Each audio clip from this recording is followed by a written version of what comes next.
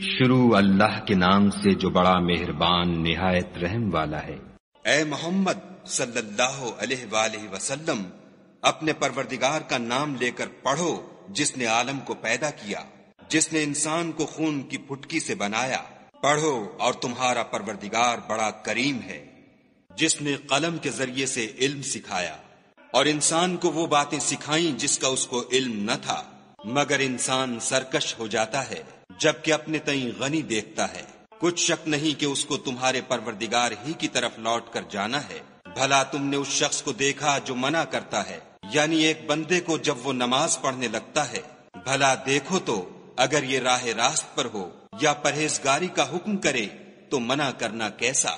اور دیکھ تو اگر اس نے دین حق کو جھٹلایا اور اس سے منہ موڑا تو کیا ہوا؟ کیا اس کو معلوم نہیں کہ خدا دیکھ رہا ہے؟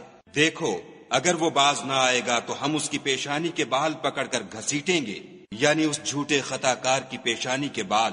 تو وہ اپنے یاروں کی مجلس کو بلا لے، ہم بھی اپنے موکلان دوزخ کو بلائیں گے۔